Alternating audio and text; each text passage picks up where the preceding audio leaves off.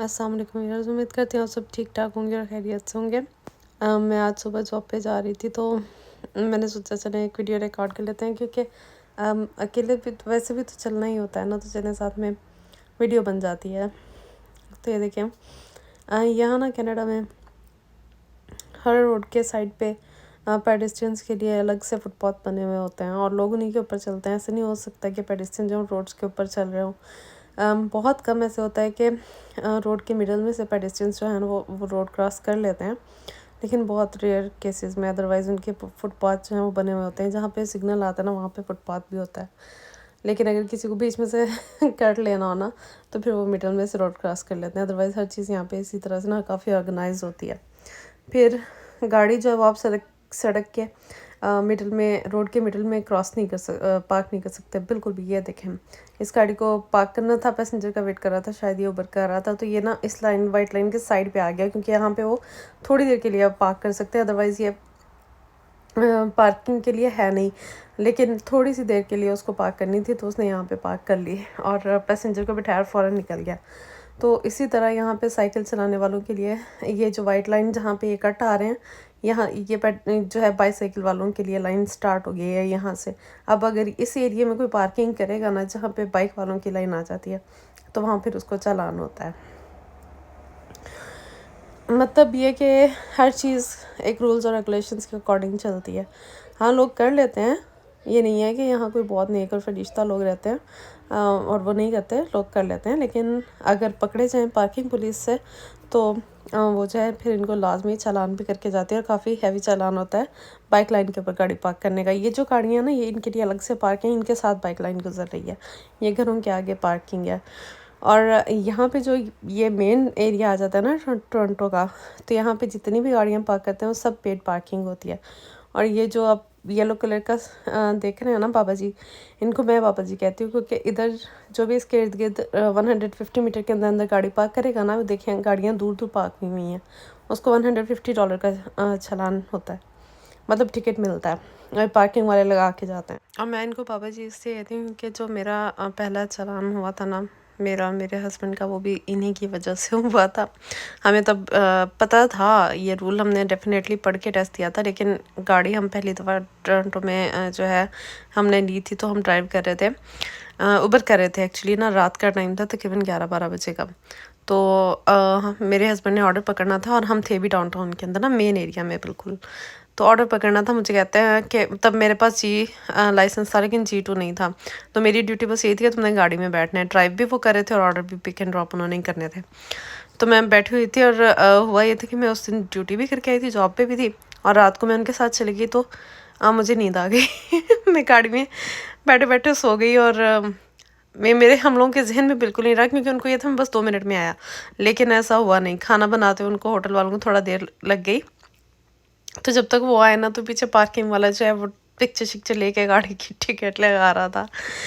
तो उन्होंने उसकी रिक्वेस्ट की, उसको बताया कि मैं तो बस उबर कर रहा था, मैं भी निकल आई गाड़ी से। मैंने भी कहा कि मुझे पता नहीं चला, मतलब हम लोग गलती हुई है। No no no no 150 you will pay ticket 150, that's your fault, and ये वो फलां ढिंग ढिंग करके चला गया। चलो, हमने भी टिकट पकड़ लिया, आप क्या कर सकते थे।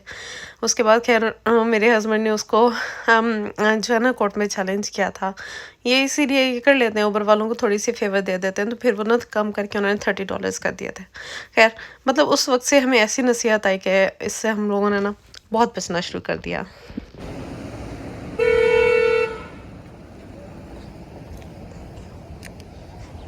ठीक है,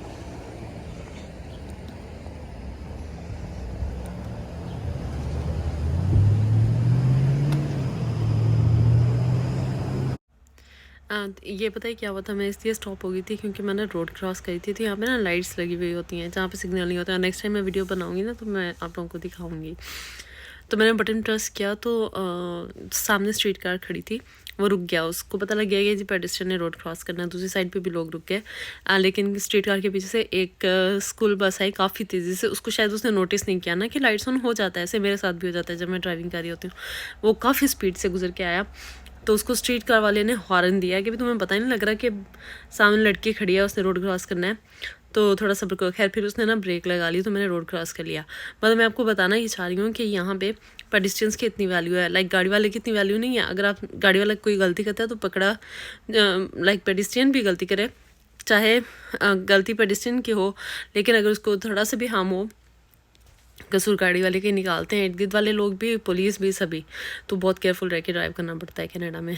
और पेडिस्ट्रियंस के लिए रुकना इज़ अ मस्ट थिंग। अगर आप नहीं रुकोगे तो आपको आगे पीछे से दूसरे गाड़ी वाले हॉर्न देंगे। कनाडा में हॉर्न ज़्यादा यूज़ किए जाते नहीं हैं, लेकिन सर्टन थिंग्स के लिए, एक दूसरे को वार्न करने के लिए ऑन द रोड, अगर कोई मिस्टेक कर रहा हो या कोई गलत तरीके से ओवरटेक कर रहा हो या कुछ और इस तरह की चीज़ें होती हैं कि दूसरे को वार्न करना मकसद होता है इसका। इसलिए ये इस तरह नहीं होता जैसे अगर हम पाकिस्तान में हो तो वहाँ तो बिला वजह भी हॉर्न दिए जाते हैं रास्ता लेने के लिए। हॉर्न यहाँ रास्ता कोई नहीं देता है हॉर्न वार्न के लिए, यहाँ सिग्नल देते हैं लोग। और यहाँ पे जो गाड़ी है उसकी लाइट्स ऑन रहती हैं, चाहे डे टाइम है या नाइट टाइम है, क्योंकि सिग्नल्स को यूज़ करना होता है। तो जो गाड़ी ड्राइव कर रहा होता है उसको भी सामने वाली गाड़ियों पे फोकस करना होता है कि कोई सिग्नल तो नहीं दे रहा है या किसी ने साइड तो नहीं चेंज करनी है।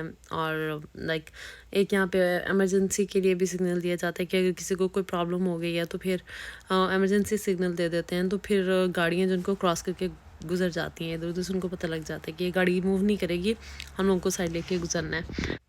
मतलब इस तरह काफ़ी चीज़ें हैं जो जब हम रोड पे आ जाते हैं ना गाड़ी ड्राइव करने के लिए, फिर हमें ऐसे ऐसे चीज़ों की अंडरस्टैंडिंग हो जाती है। आज असल में सितंबर की 7 थी और बहुत प्यारा वेदर हो गया था। लेकिन 7 से पहले लाइक 4, 5, 6 में बहुत ज़्यादा हॉट था। लाइक पूरे समर में इतना हॉट सीज़न नहीं रहा जितना ना अब भी इन दिनों में 3 दिनों में लाइक 31+ टेम्परेचर रहा, जो कि कैनेडियन के लिए बहुत ज़्यादा था। वो लोग इतने लाइक सर्दी को बर्दाश्त करने की इनकी होती नहीं है, गर्मी को इतनी अहलियत नहीं होती इनकी कि इतनी गर्मी बर्दाश्त कर सकें। तो इनके लिए तो बहुत ज़्यादा था, तो हमें भी बहुत ज़्यादा गर्मी फील हुई। हालांकि हम लोग पाकिस्तान से आए हुए होते हैं, लेकिन जब यहाँ आ जाते हैं तो हम लोग आदी हो जाते हैं ना विंटर सीज़न के। तो बस इसी तरह से। लेकिन आज जो था वेदर बहुत प्यारा था, हवा चल रही थी और जो है छाँव सी हुई थी बादलों की, तो बहुत अच्छा वेदर था। और लोग ये देखें वॉक शॉक कर रहे थे। ये कुछ बातें मैंने आपसे इसलिए डिस्कस कर ली क्योंकि मेरा थोड़ा सा इनके साथ रहा था। मैं आपके साथ अपनी G2 की स्टोरी भी शेयर करूँगी। इट्स वर्थ लिसनिंग कि मेरे पास आप लोगों को बताने के लिए बहुत कुछ है। जब एक इंसान एक जगह से दूसरी जगह मूव करता है ना तो उसको बहुत कुछ फेस करना पड़ता है, बहुत कुछ। लेकिन आप पे डिपेंड करता है कि आप अपने चैलेंजेस को किस तरह से लेते हैं, ठीक है। मतलब लाइफ है, लाइफ इज़ नॉट ईजी। तो बस यही सोच के अगर हम ज़िंदगी गुजारें कि जो प्रॉब्लम्स हमारे हिस्से में लिखी हैं वो हमने फेस करनी है तो करनी है। तो अल्लाह ताला का साथ होना चाहिए ना इंसान के लिए सबसे ज़्यादा। तो जब अल्लाह ताला साथ है तो फिर टेंशन वाली तो कोई बात नहीं होती। तो मेरे पास बहुत ज़्यादा स्टोरीज हैं कनाडा आने के बाद, जो मेरी अपनी हैं, जो दूसरे लोगों की हैं, मैं आप लोगों के साथ ज़रूर शेयर करूँगी। क्योंकि इनसे एक तो नए आने वालों को मोटिवेशन भी मिलेगी और मे भी थोड़ी बहुत इन्फॉर्मेशन भी मिल जाए जो उनके लिए हेल्पफुल हो। लेकिन एक बात मैं बता दूं कि मैं ये वीज़ा प्रोसेस और ये वो इनसे रिलेटेड मेरे पास इतनी इन्फॉर्मेशन नहीं है। वो आपको हर दूसरा बंदा इधर दे ही रहा है। अगर उससे रिलेटेड आपने कुछ भी सर्च करना है तो आराम से यूट्यूब पे लिख दें, आपको बहुत ज़्यादा वीडियोस मिल जाएंगी जो आपको ये गाइड कर रहे होंगे कि आपने कैसे कनाडा मूव करना है। मैं आपको ये बताऊँगी कि आपने कनाडा आके सर्वाइव कैसे करना है। कनाडा की विंटर हार्श होती हैं, लेकिन विंटर से ज़्यादा सम टाइम यहाँ के लोगों का बिहेवियर हार्श हो जाता है, उसको कैसे फेस करना है। ऑनेस्टली मैं बताऊँ, कनाडा रेसिस्ट कंट्री नहीं है, लेकिन इसमें रेसिस्ट पीपल हैं। लाइक हर जगह पे अच्छे और बुरे लोग होते हैं ना, तो इसी तरह कनाडा में भी अच्छे और बुरे लोग हैं। कनाडा जन्नत नहीं है। इसको आपने ये नहीं समझना कि हम पाकिस्तान से आगे तो सारी मुसीबतों से जान छूट के, नहीं, बिल्कुल भी ऐसे नहीं होता। यहाँ पे आपको रेसिज्म फेस करना पड़ता है, लेकिन उसका तरीका मुख्तलिफ होता है। हाँ, पाकिस्तान में तो मार धाड़ चलती ना, यहाँ आपको इस तरह के लाइक मार धाड़ भी होती है, लेकिन अगर आप अपने आप में रहें ना तो अगला बंदा भी फिर लिमिट में रहता है, ठीक है ना। और मेरा जो ओपिनियन है ऑनेस्टली इस रेसिज्म को लेकर या इन प्रॉब्लम्स को लेकर जो हम कनाडा में फेस करते हैं एज अ न्यू कमर, हम लोगों को ये चीज़ें बहुत वियर्ड लगती हैं।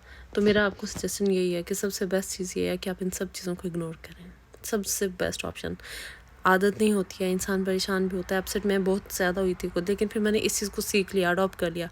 मेरा प्रॉब्लम ये हो गया था कि मुझे वो बात सुनती ही नहीं थी जिससे मेरा कोई कंसर्न नहीं होता था या जिसमें मेरी इंसल्ट होती थी, मैं यूं ही मैं कसम से मैंने लोगों की बातों को ध्यान देना ही छोड़ दिया था। जो काम की बात होती थी सिर्फ वही मुझे पता होती थी, जो काम की बात नहीं होती थी मैं उस पर तवज्जो ही नहीं देती थी। अगला बंदा मुझे ह्यूमिलेट कर रहा है, मेरा मजाक उड़ा रहा है, मैं आपको बताऊँगी कि मेरे साथ ऑनेस्टली हुआ क्या। और अगर मैं वाकई इतनी स्ट्रांग नहीं होती ना तो मैं बहुत मुश्किल हो जाता है सब फेस करना।